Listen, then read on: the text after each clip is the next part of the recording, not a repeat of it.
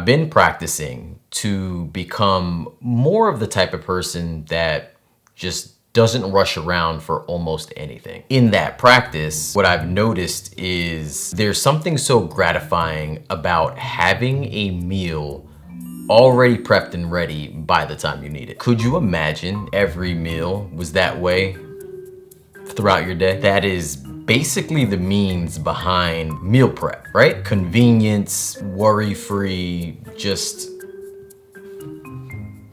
smooth sailing. Meal prepping the right way is definitely a conversation we can have in the future. But I mentioned rushing around because often we all skip meals, like breakfast, because it feels like a chore, an additional roadblock in our busy day. Overnight oats, for me, has been, I guess you can call it the remedy for the so-called hurry sickness. I think it has to do with that classic chocolate and peanut butter blend. For this recipe, if you need to swap out the peanut butter, I've tried this with sun butter and tahini butter. And the tahini is like, that's my fire noise.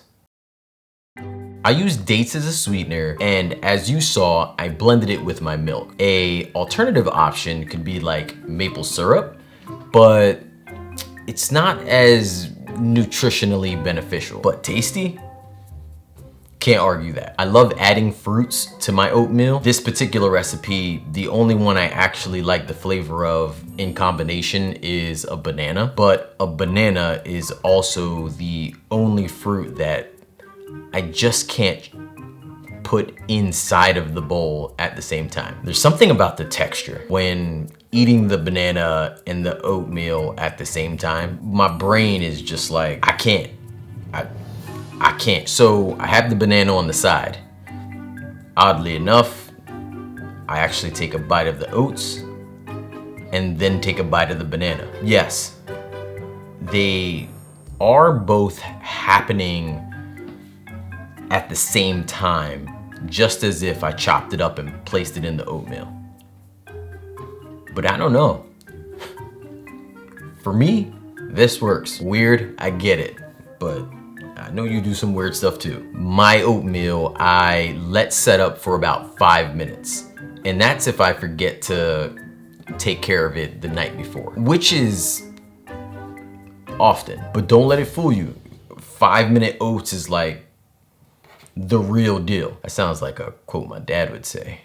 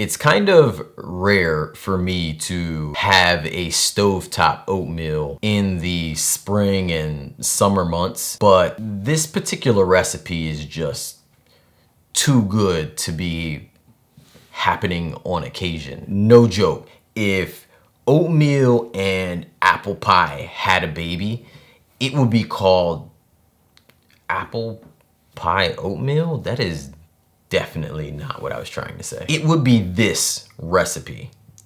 That's what I think I was going for. So the method is extremely close to how you would make traditional oatmeal, but cooking the apples prior to adding in the rest of your ingredients, that part is just unparalleled. Although there's this addition to your typical stovetop oatmeal, the process still goes extremely quick. From getting your apples to like a good soft texture to then incorporating your oatmeal and dairy-free milk. This whole thing is 6-7 minutes tops. The only possible downside to this recipe, I think, may be the lack of protein. It has protein, so not like every meal needs to be insanely high in protein.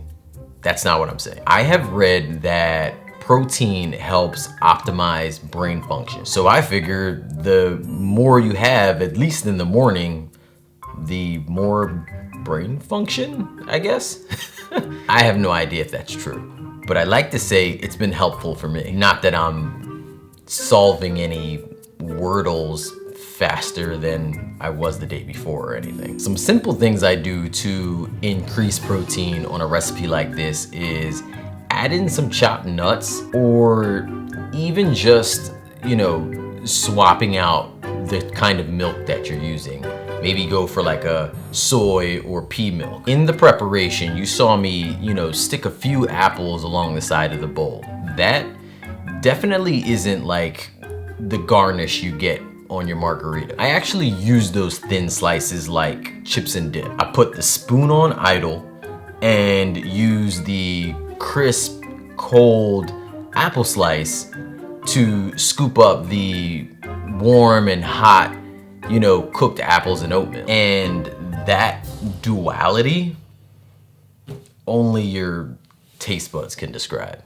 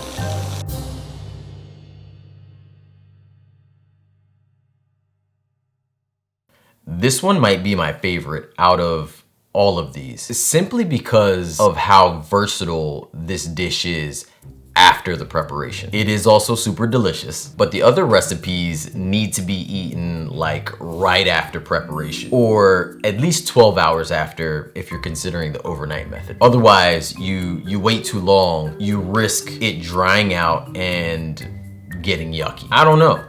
48 to 72 hour oats sound more like sourdough oats. Baked oatmeal can be refrigerated for up to 4 to 5 days. It can also be frozen. You know, cut it up into your preferred size, put it in a freezer safe container, and there you go. You have breakfast for now a few days. And sometimes having the same thing can get boring. So now you have it in the freezer for another time you need it. This oatmeal tastes just like banana bread, and I love banana bread. But if you're not into that, or for whatever reason need to skip the banana, I would suggest using applesauce as a neutral flavored alternative. You could also replace either one of those two with more flaxseed. You know, that will help increase, you know, more of the omega-3s, and that does bring more of a nutty flavor to the dish. If I'm having this on repeat,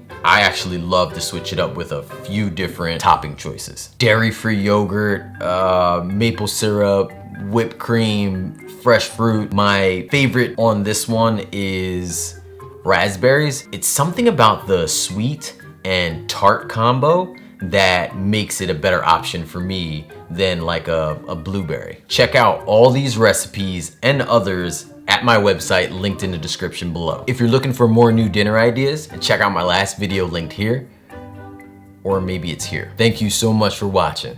Until next time, believe in good. Peace.